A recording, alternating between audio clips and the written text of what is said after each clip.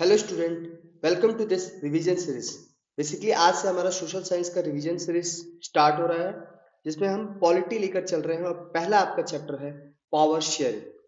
और ये 10 से 15 मिनट में इसको रिवीजन कर लेंगे। फैक्ट्स को, जो भी इंपॉर्टेंट पॉइंट्स है उसको रिवीजन करेंगे, क्योंकि अभी ये एग्जाम का टाइम चल रहा है, इसमें आपको रिवीजन ही करना है। ठीक है, कंसेप्चुअल चीजों को हम समझाएंगे थोड़ा बहुत, और देन आफ्टर उसके बाद से फैक्ट्स के ऊपर काम करेंगे। इससे आपको पेपर में उन पॉइंट्स को लिखना आसान रहेगा। ठीक है, तो शुरू करते हैं। Meaning of power sharing. तो फर्स्ट ऑफ ऑल, अगर आप डेमोक्रेसी में हो तो पावर शेयरिंग का मीनिंग क्या है? Power is not concentrated in one person or group, it is divided among different organs and level of government. मतलब ये हुआ कि जो पावर होगा वो सिर्फ एक ग्रुप या एक पर्सन के पास ही पावर नहीं रहेगा। ठीक है, वो पावर क्या होगा? डिवाइडेड होगा ऑर्गन्स के बीच में एंड लेवल ऑफ गवर्नमेंट के बीच में। जैसे अगर हम बात करें, अभी आपके यहाँ की थ्री फॉर्म ऑफ गवर्नमेंट होती है। एक सेंट्रल लेवल की गवर्नमेंट होती है, एक आपकी स्टेट लेवल की गवर्नमेंट होती है, और एक आपकी लोकल लेवल की गवर्नमेंट होती है ना। लोकल लेवल गवर्नमेंट में अगर आप देखते हो तो नगर पालिका, पंचायत, है ना, ये चीज है। स्टेट में आपके हर एक स्टेट में क्या होता है? एक स्टेट की गवर्नमेंट तो होती है, और सेंट्रल में आपका सेंट्रल गवर्नमेंट होती है। ठीक है, तो ये आपका क्या हुआ? पावर शेयरिंग ही हुआ कि सेंट्रल कुछ बिल्स के ऊपर, क्या यूनियन लिस्ट के अंदर जो भी सब्जेक्ट्स होंगे उस पर वो कानून बनाएगा, है ना, एक्ट बनाता है, लॉ बनाता है। वैसे स्टेट लिस्ट में जो भी आपके सब्जेक्ट्स होते हैं उस पर स्टेट लिस्ट कानून बनाता है, यानी एक्ट बनाता है, लॉ बनाता है। और पंचायत अपना उसी बेसिस पर काम करती है। ठीक है, तो ये थ्री लेवल ऑफ गवर्नमेंट होती है। तो ये कहने का मतलब ये हुआ कि पावर का क्या हो रहा है? डिस्ट्रीब्यूशन हो रहा है। ठीक है, power sharing means distributing power so that different community, institution and group participate in decision making. अब सिंपल सी बात है कि सेंट्रल के पास, अगर सेंट्रल गवर्नमेंट के पास ही सारा कंट्रोल रहेगा, यानी हर एक चीज के ऊपर लॉ बनाने का, तो स्टेट में जो पॉपुलेशन है, अब भारत कितना बड़ा देश है? भारत अगर आप देखो तो ये पूरा आपका भारत है ना। ये एक सिंपल सा एक आप समझ के समझो कि ये आपका पूरा क्या है? भारत है। अब इस पूरे भारत को अगर स्टेट्स में डिवाइड ना किया जाता, स्टेट गवर्नमेंट ना बनाए जाते, तो क्या एक सेंट्रल गवर्नमेंट के कंट्रोल में सारी चीजें रहती क्या? क्योंकि असंतुष्टि फैलती रहती है ना, सेटिस्फेक्शन नहीं रहता लोगों के अंदर, क्योंकि हर एक कम्युनिटी की अपनी अपनी डिमांड्स होती है, हर एक रिलीजन्स के लोग की अपनी अपनी डिमांड्स होती है, हर एक स्टेट्स की अपनी अपनी वहाँ पे जो आपके इंफ्रास्ट्रक्चर को लेकर बात है या डेवलपमेंट को लेकर बात है, हर किसी का वेरिएशन होता है ना। जैसे नॉर्थ ईस्ट में अगर आप बात करो तो कल्चरल जो डाइवर्सिटी है उसको मेंटेन करने की कोशिश करते हैं, वो अपने कल्चर को बचाए रखने की कोशिश करते हैं एज कंपेयर टू बाकी स्टेट्स की तुलना में। साउथ में भी वैसा ही है। तो क्या अगर यहाँ पे जो डेवलपमेंट का प्रोसीजर चल रहा है, क्या वहां इसी तरीके से नॉर्थ ईस्ट में हो सकता है? क्या नहीं हो सकता है ना। दैट्स वाई हर एक की डिमांड को फुलफिल करने के लिए क्या है कि हर एक कम्युनिटी को या हर एक स्टेट्स के जो लोग होते हैं उनको क्या करना? पार्टिसिपेट कराना किसके अंदर? इलेक्शंस के, उनको पावर देना। तो यही सारी चीजें करी जाती है पावर शेयरिंग के अंदर। क्लियर? तो ये था हमारा पावर शेयरिंग का मीनिंग। नाउ इंपॉर्टेंस क्या है इसका? इंपॉर्टेंस ये है कि मिसयूज ऑफ पावर को क्या करता है? प्रिवेंट करता है। अगर एक बंदे के पास या एक ग्रुप के पास या एक गवर्नमेंट के पास, सेंट्रल गवर्नमेंट के पास ये सारी शक्तियां रहेंगी, सारा पावर रहेगा, तो वो फिर अपने हिसाब से मनमानी तरीके से काम करेगा ना, डिक्टेटरशिप चलाएगा। विच इज, अब इससे क्या होता है? इससे बचना है कैसे? जब पावर शेयरिंग करते हैं इस चीज से हम बच जाते हैं। Ensure representation of diverse group, making democracy more stable and legitimate. अब डाइवर्स ग्रुप का कैसे का मतलब होगा कि रिजर्वेशंस दिए जाते हैं कि कुछ सीटों के ऊपर ओबीसी ही वहां से इलेक्शंस लड़ सकते हैं, कुछ सीटों के ऊपर एससी ही लड़ सकते हैं, कुछ सीटों के ऊपर एसटी ही लड़ सकते हैं, है ना। जैसे आपका लोकसभा की इलेक्शंस हो गए, तो इसमें कुछ सीटें इन लोगों के लिए रिजर्व होती है। ठीक, ओबीसी के लिए, एससी के लिए, एसटी के लिए, इवन वुमेन्स के लिए आने वाले वक्त में होने वाला है। ठीक है, वो बिल पास हो चुका है, एक्ट बन चुका है वो। तो अब अगर बात करिए ओबीसी, एससी, एसटी को रिप्रेजेंटेशन देने के लिए, है ना, डिफरेंट कम्युनिटीज को रिप्रेजेंटेशन देने के लिए ही तो एक तरीके से क्या कहता है? पावर शेयरिंग करी जाती है। तो इससे क्या होता है? पावर शेयरिंग स्टेबल हो जाता है, क्योंकि सभी कम्युनिटी को रिप्रेजेंटेशन मिलेगा तो शांत रहेंगे ना, विद्रोह क्यों करेंगे? क्योंकि उनको भी एक तरीके से उसमें पावर शेयरिंग में मतलब अधिकार दिए जा रहे हैं उनको। लेजिटिमेट भी होता है, डेमोक्रेसी को क्या करता है? लेजिटिमेट भी करता है। क्यों? क्योंकि डेमोक्रेसी अगर आप वर्ड जानो डेमो मतलब क्या? डेमोक्रेसी का मतलब क्या होता है कि जो पीपल के द्वारा, और अब्राहम लिंकन ने क्या कहा था? डेमोक्रेसी क्या है? By the people, for the people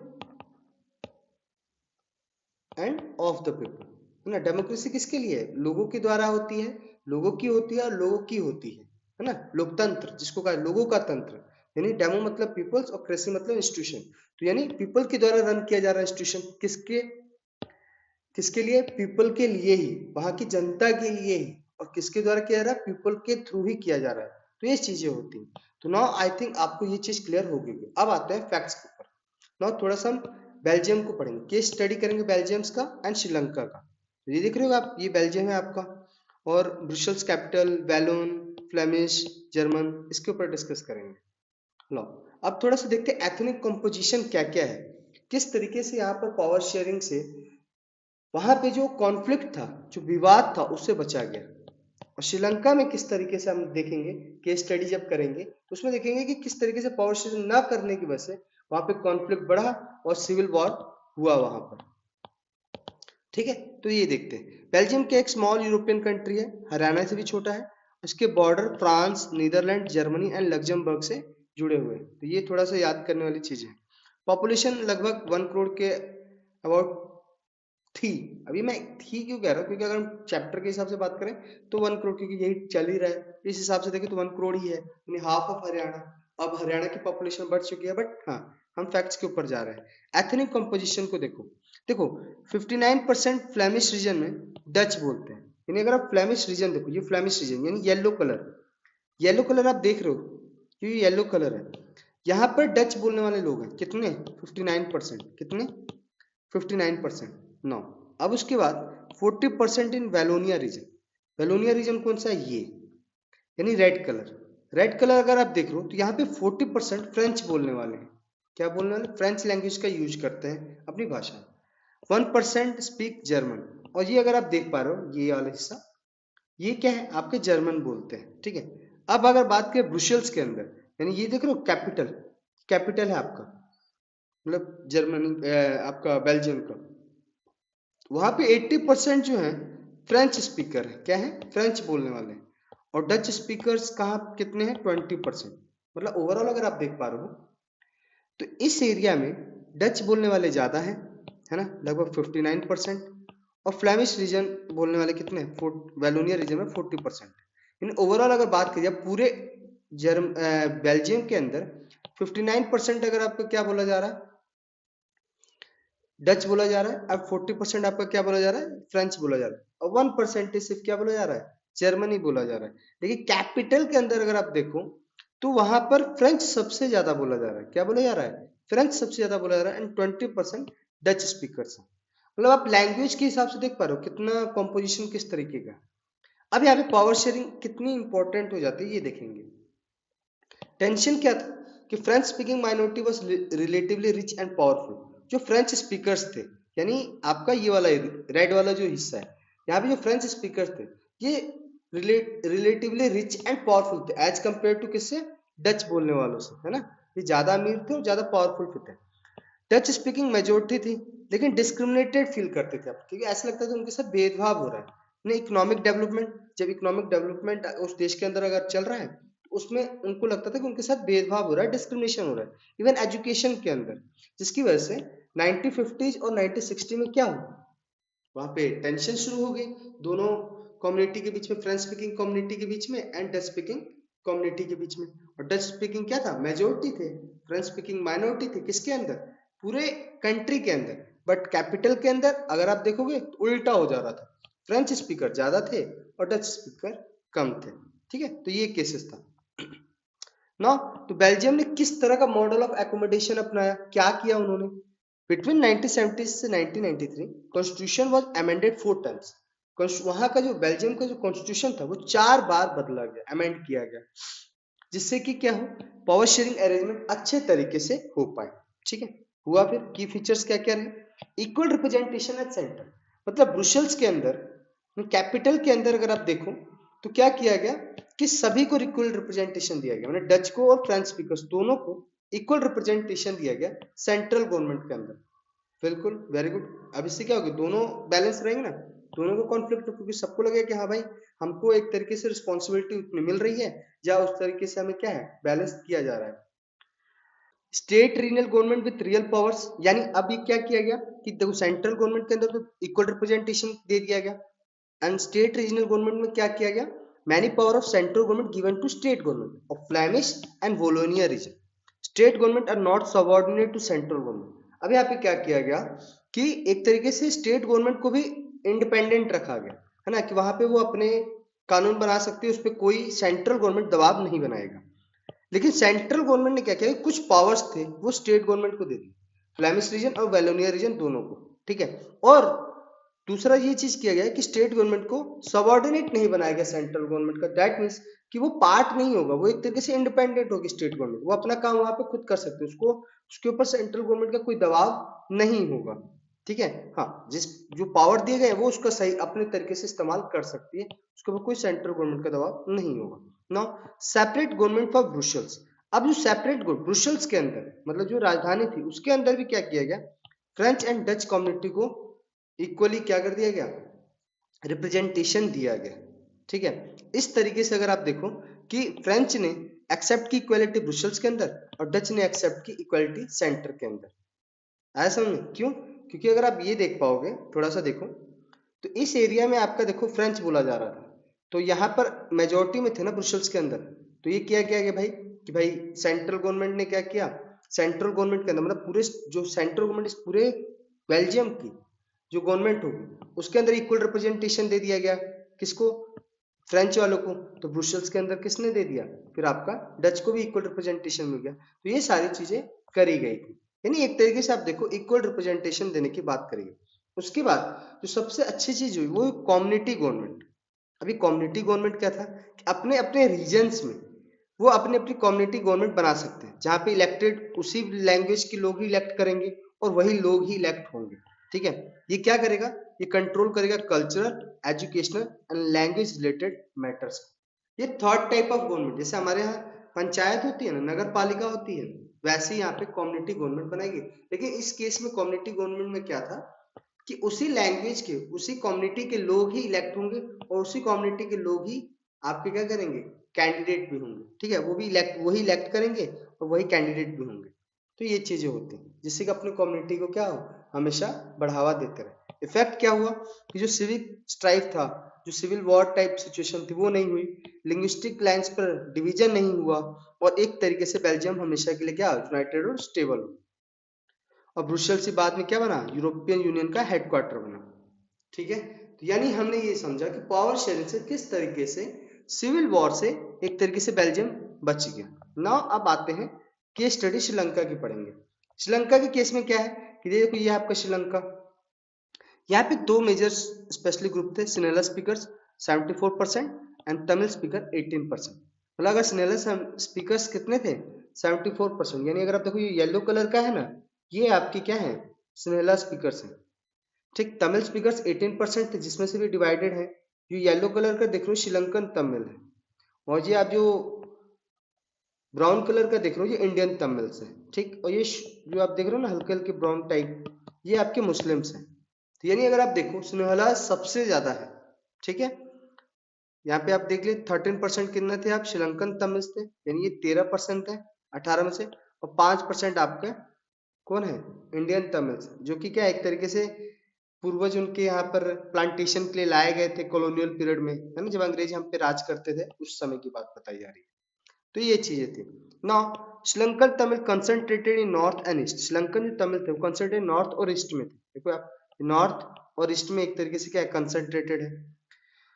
जो अब सिन्हलाज है उसमें से मैक्सिमम क्या है बुद्धिस्ट है, और जो तमिल्स है वो या तो हिंदू है या तो मुस्लिम है, और लगभग आपके क्या है दोनों ग्रुप से, यानी सिन्हला और तमिल में से दोनों में से 7% जो है वो क्रिश्चियन है। समझ पा रहे हो ना, यदि ओवरऑल अगर आप कहा जाए कि 100 में से 7% क्या है क्रिश्चियन है, और स्नेहलाज 74 में से मैक्सिमम क्या है आपके आपके बुद्धिस्ट हैं, और उसके बाद फिर आपका तमिल्स में से हिंदू और मुस्लिम है, उसमें से भी क्या थे 7% आपके क्रिश्चियन थे। तो ये सिंपल सा एक केस रहा है, ठीक है। आपको यही इंपॉर्टेंट देना है, Sinhala speakers and Tamil speakers. Now यहाँ पे क्या हुआ, मेजोरिटेरियनिज्म इन श्रीलंका, मतलब बहुसंख्यकवाद का शासन चला, मतलब सिन्हेला ज्यादा थे, मेजोरिटी में थे, तो इन्होंने अपने हिसाब से शासन चलाया। 1948 में जब ये आजाद हो गए तो सिन्हेला लीडर्स ने ट्राइड किया कि अपना डोमिनेंस बनाए रखें, ठीक है, और इसके हिसाब से इन्होंने क्या क्या सीरीज, मतलब एक तरीके से क्या क्या काम किए। 1956 में इन्होंने क्या क्या, सिन्हेला को ऑफिशियल लैंग्वेज घोषित कर दिया, तमिल को इग्नोर किया, प्रिफरेंशियल पॉलिसीज अपनाई सिन्हेलाज के लिए, यूनिवर्सिटी एडमिशन या गवर्नमेंट जॉब के अंदर सिन्हेलाज को ही प्रेफरेंस मिलने लगी। तो जब सिन्हेलाज को प्रेफरेंस मिल रहा है तो तमिल तो एक तरीके से अपने आप को डिस्क्रिमिनेट फील करेगा ना, उसको ऐसा फील होगा कि भेदभाव हो रहा है उसके साथ।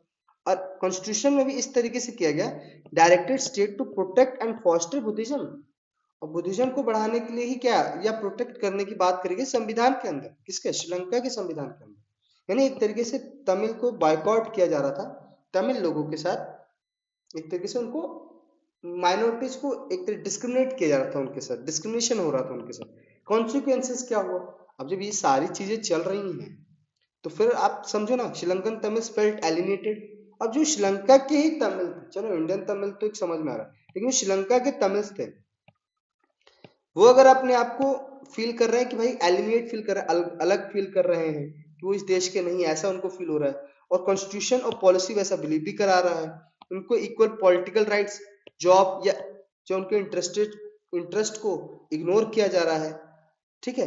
तो इस तरीके से स्नेहलाज और तमिल कम्युनिटी के अंदर क्या हो गया, स्ट्रेन आ गई, खिंचाव आ गया, मतलब एक तरीके से उनके बीच में विवाद होने शुरू हो गए, सिविल वॉर की सिचुएशन बनना शुरू हो चुकी थी। और फिर Tamil demands and civil war, उसके बाद क्या हुआ, तमिल्स ने डिमांड शुरू करी कि तमिल को ऑफिशियल लैंग्वेज बनाया जाए, रीजनल ऑटोनॉमी दी जाए। रीजनल ऑटोनॉमी का मतलब कि जो जहाँ पे श्रीलंकन तमिल्स हैं उनके वहां पे अपनी स्वायत्ता हो, अपने हिसाब से वहां पे कानून बना सके, वहां पे वो उस तरीके से रह सके। Equality of opportunity in education and jobs और एजुकेशन के अंदर अपॉर्चुनिटी, बराबरी का मौका मिले। Demand for more autonomy to Tamil majority province repeatedly denied. अब हुआ क्या, ये तो उनकी डिमांड थी, लेकिन जब ये डिमांड करी जा रही थी तो डिनाइड मोड में था। स्नेहलाज मेजोरिटी में थे भाई, उनकी सरकार थी और वो संख्या भी उनकी ज्यादा थी, तो एक तरीके से डिनाइल मोड में जा रहे थे।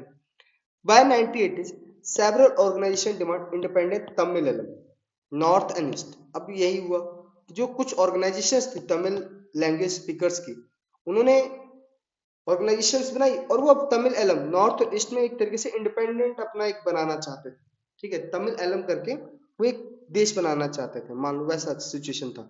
Distrust grew into widespread conflict and civil war, और यही हुआ, फिर कॉन्फ्लिक्ट बढ़ा और सिविल वॉर हुआ, and thousands killed, many become refugee, economic and social life badly hit, war ended in 2009, और लास्ट में 2009 में जाकर ये वॉर समाप्त हुई। मतलब आप ये समझो कि पावर शेयरिंग ना होने की वजह से कितनी ज्यादा प्रॉब्लम यहाँ पे क्रिएट। तो लेसन्स क्या मिलता है हमें कि दोनों जगह डेमोक्रेसी आई, लेकिन दोनों ने पावर शेयरिंग को अलग तरीके से हैंडल किया। बेल्जियम ने रिस्पेक्ट करी सारी कम्युनिटी एंड रीजन्स की इंटरेस्ट को, और जब एक्सेप्ट कर लिया उससे क्या हो गया, पावर शेयरिंग को भी एक्सेप्ट कर लिया, जिससे कि वहां पे यूनिटी आ गई, है ना, एकता आ गई। श्रीलंका में ऐसा नहीं हुआ, श्रीलंका में मेजोरिटी कम्युनिटी ने डोमिनेंस करने की कोशिश करी, जिसकी वजह से वहां पे फिर नेशनल यूनिटी भी खतरे पे आ गया और सिविल वॉर क्रिएट हो गया। तो ये सारी चीजें हुई, यानी इसका मतलब ये हुआ, कंक्लूजन ये निकलता है, sharing of power strength the country, मतलब अगर आप पावर का शेयरिंग कर रहे हो तो आपकी कंट्री मजबूती होगी, और अगर आप शेयरिंग को रिफ्यूज कर रहे हो तो फिर आपके लिए सिविल वॉर की सिचुएशन आ ही जाएगी। तो पूरा क्लियर हो गया, ये चीजें थी। अब आती है why power sharing is desirable, जो आपके पेपर में लिखना है। वो पहला रीजन है प्रूडेंशियल एंड मॉरल। प्रूडेंशियल मतलब फैक्ट के बेसिस पर अगर बात की जाए, पावर शेयरिंग क्या करता है, रिड्यूस करता है कॉन्फ्लिक्ट बिटवीन सोशल ग्रुप्स, यानी सोशल ग्रुप के बीच में जो कॉन्फ्लिक्ट हो रहा है उसको क्या करता है, एक तरीके से रिड्यूस करता है, कम करता है। सोशल कॉन्फ्लिक्ट अगर होगा तो क्या होगा, वायलेंस होगा, पॉलिटिकल इंस्टेबिलिटी देश के अंदर आएगी। सो पावर शेयरिंग जरूरी होता है स्टेबिलिटी के लिए, पॉलिटिकल स्टेबिलिटी के लिए। इम्पोजिंग मेजोरिटी, अगर आप मेजोरिटी के का ही जो चीजें हैं, वो मेजोरिटी ही अपनी कानून बना रही है अपने हिसाब से, वो अपने फेवर में एक सारी चीजें लेके आ रही है, तो वो ठीक है, शुरू में तो अच्छा लगेगा, लेकिन लॉन्ग टर्म अगर आप देखो तो वो देश की यूनिटी के लिए खतरा हो जाता है, और होता है, वही हुआ आपका श्रीलंका के अंदर, ठीक है। इसीलिए इंडिया कॉन्टेक्स्ट में अगर देखा जाए तो रिजर्वेशंस दिया गया इसको, SC ST को, OBC को लेजिस्लेचर के अंदर, मतलब विधानसभा लोकसभा के अंदर, जॉब रेड्यूस एलिनेशन, और जॉब्स के अंदर भी, जिससे क्या होगा, उनको अंदर अलगाववाद नहीं आता, है ना, कॉन्फ्लिक्ट नहीं होता, ठीक है, जिससे कि क्या सिस्टम ज्यादा ही स्टेबल हुआ। ठीक, मॉरल रीजंस क्या है कि power sharing very spirit of the democracy, democracy की स्पिरिट है। जब आप लोकतंत्र की बात करते हो तो लोकतंत्र का मतलब हो गया कि लोगों को साथ में लेकर चलना, लोगों के द्वारा बनी हुई सरकार, लोगों के लिए सरकार। तो इसका मतलब पावर शेयरिंग तो करना ही पड़ेगा ना। एक सिंगल ग्रुप या एक सिंगल मेजोरिटी के पास आप पावर नहीं दे सकते, आपको उसकी शेयरिंग करनी ही पड़ेगी। So that's it. Democracy rule, democratic rule means sharing power with those affected by its exercise. People have the right to be consulted on how they are, और people से कंसल्ट होना चाहिए किस तरीके से सरकार उन पे गवर्न करे, है ना, किस तरह का वहां की जनता चाहती है कि किस तरीके से उनका गवर्न होना चाहिए। और ये हमारे इंडिया की जो सरकारें हैं अच्छे से कार्य करती है इस पर। A government is legitimate तभी कही जाएगी जब citizens through participation acquire a stake in the system, जब सिस्टम के अंदर उनका स्टेक होगा। कैसे? जब उनको पार्टिसिपेट कराओगे, है ना। तो ये चीज डेफिनेशंस, और ना उसके बाद डेफिनेशंस हो गया, ठीक है। ये आपका देखो प्रूडेंशियल मतलब फैक्ट के ऊपर, मॉरल तो आपका प्रिंसिपल्स के ऊपर, what is right. Form of power sharing की बात करें तो हॉरिजॉन्टल दो तरह का पावर शेयरिंग होता है, एक होता है हॉरिजॉन्टल डिवीजन ऑफ पावर, एक होता है वर्टिकल डिवीजन ऑफ पावर, जिसको फेडरलिज्म कहा जाता है। हॉरिजॉन्टल डिवीजन ऑफ पावर में क्या होता है, जैसे आपने देखा होगा लेजिस्लेचर, जैसे आपका लेजिस्लेचर होता है जो आपके यहाँ कानून बनाते हैं, एग्जीक्यूटिव जो कानून को इम्प्लीमेंट कराते हैं, एंड जुडिशरी जो क्या करती है, न्याय देती है ना। तो एक तरीके से क्या करते हैं, ये एक दूसरे को क्या करते हैं, चेक एंड बैलेंस करते हैं। मतलब लेजिस्लेचर क्या करता है, एग्जीक्यूटिव को चेक एंड बैलेंस करता है, एग्जीक्यूटिव लेजिस्लेचर को चेक एंड बैलेंस करता है। वैसे जुडिशरी दोनों को चेक एंड बैलेंस करता है, और वैसे ये दोनों भी क्या जुडिशरी को चेक एंड बैलेंस करते हैं। मतलब एक तरीके से क्या करते हैं, आप अगर देखोगे कि सबका अलग अलग डिफरेंट पावर्स है, पावर का शेयरिंग नहीं है, डिफरेंट पावर्स है, ठीक है। और ये एक तरीके से किस तरह काम करते हैं, चेक एंड बैलेंस पर काम करते हैं। क्लियर? तो ये चीज होती है। एग्जाम्पल्स देखो, आप यहाँ पे एग्जांपल्स भी देख रखे हैं। Legislature control executive through questions, जो लेजिस्लेचर है मतलब लोकसभा के अंदर आपके में जो सांसद है ना, सांसद मतलब आपके एमपी, मेंबर ऑफ पार्लियामेंट, ठीक है, या विधानसभा, विधानसभा के अंदर स्टेट असेंबली के अंदर आपके विधायक होते हैं, यानी एमएलए होते हैं, मेंबर ऑफ लेजिस्लेटिव असेंबली। तो जो एमपी एमएलए किसी भी पार्टी के हों, वो क्वेश्चन कर सकते हैं एग्जीक्यूटिव से। एग्जीक्यूटिव मतलब जो सरकार चला रही है। सरकार में कितने लोग होते हैं, मान लो 15 लोग हो गए, 20 लोग हो गए, ये इन्हीं लोगों से पूछा जाता है, उनकी पार्टी से पूछा जाता है, ठीक है, कि भाई आपने ये कार्य कर रहे हैं कि नहीं कर रहे हैं, सारी चीजें। नो कॉन्फिडेंस मोशन लाया जाता है, जब ऐसा लगता है कि सरकार सही से जवाब नहीं दे पा रही, उसको उस तरीके से समर्थन नहीं मिल रहा है, तो अपोजिशन क्या करता है, उनके खिलाफ नो कॉन्फिडेंस मोशन लेके आता है। जुडिशरी क्या करता है, लॉ एंड एग्जीक्यूटिव एक्शंस को चेक करता है, रिव्यू करता है कि सही है कि नहीं, क्या कानून तरीके से इसको लाया गया है, लीगल प्रोसीजर से ये कानून बनाए गए हैं, एक्ट बनाए गए हैं, अगर नहीं तो फिर नहीं हो पाता है, ठीक है। Vertical division of power federalism, जिसमें आपका स्टेट्स को भी कुछ पावर दिया जाता है, एंड आपका सेंट्रल को भी पावर दिया जाता है, और फिर लोकल लेवल को भी पावर दिए जाते हैं। तो कोई national level and regional level.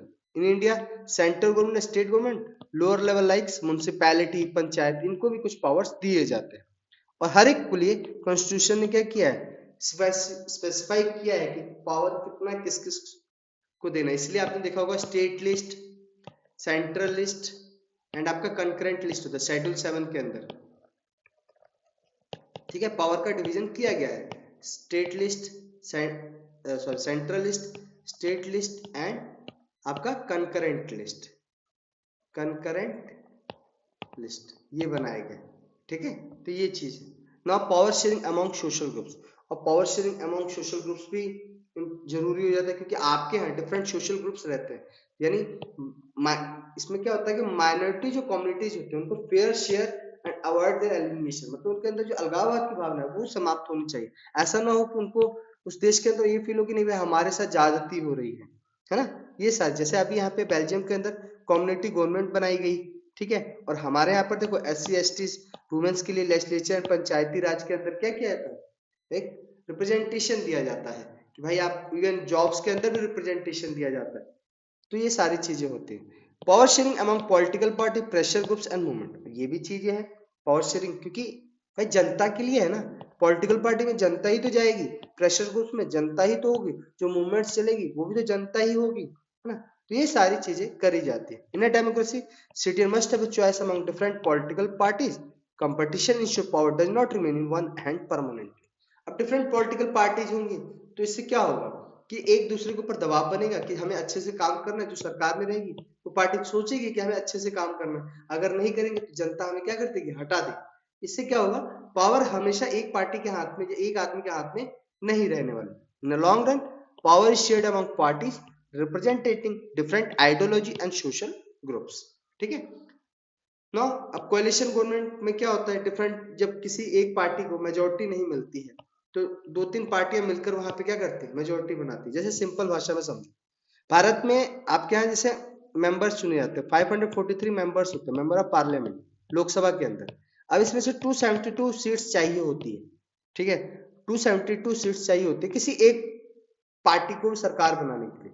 अब मान लो कोई पार्टी के पास 272 मेंबर्स ऑफ पार्लियामेंट नहीं है, एमपी नहीं है, तो क्या करेगी, तो डिफरेंट अदर पॉलिटिकल पार्टी की जात जो उनकी तरह आइडियोलॉजी की होगी, जो उनको समर्थन देगी, उनसे अगर 272 हो जा रही है, उससे ज्यादा हो जा रहे हैं, तो वो लोग क्या है, गवर्नमेंट बना लेंगे, यानी वो सेंट्रल लेवल पर गवर्नमेंट बना लेंगे। और जैसे अभी मोदी जी का है आपका 242 बीजेपी के पास है, बाकी नीतीश कुमार जी और एक और पार्टी है, उनके थ्रू उन्होंने लेकर क्या किया है, 272 से ज्यादा होकर अब वो 280 पे चल रहे हैं, है ना। तो इतने मेंबर्स, इतने पार्टियां मिलकर चल, तो अभी अगर आप कहो कोalition गवर्नमेंट है भारत में, अभी कौन सी गवर्नमेंट है, कोalition गवर्नमेंट है। ठीक है, प्रेशर ग्रुप्स एंड मूवमेंट्स चलते, जैसे अभी किसान आंदोलन देखा था, अभी आपने अरावली का आंदोलन देख रहे हो आप, ये क्या है, ये एक तरीके से प्रेशर बनाया जाता है सरकारों के ऊपर, क्योंकि अगर आप नहीं, अगर मान लो प्रेशर बना रहे हैं और आप नहीं सुनोगे, देन फिर आप 5 साल बाद आओगे ना मैदान में और फिर आपको हरा दिया जाएगा। तो ये सारी चीजें होती है। ट्रेडर्स, फार्मर्स, इंडस्ट्रियलिस्ट, वर्कर्स,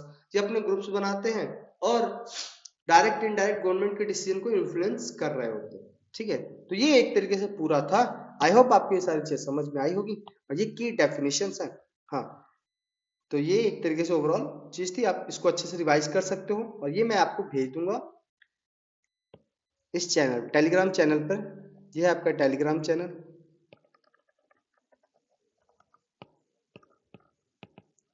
वैश्विक कक्षा। वैसे मैं इसका लिंक डिस्क्रिप्शन में डाल दूंगा, आप देख लेना, वहीं से उस पे ज्वाइन कर लेना, तो ये आपको पीपीटी मिल जाएगी। ठीक है, थैंक यू।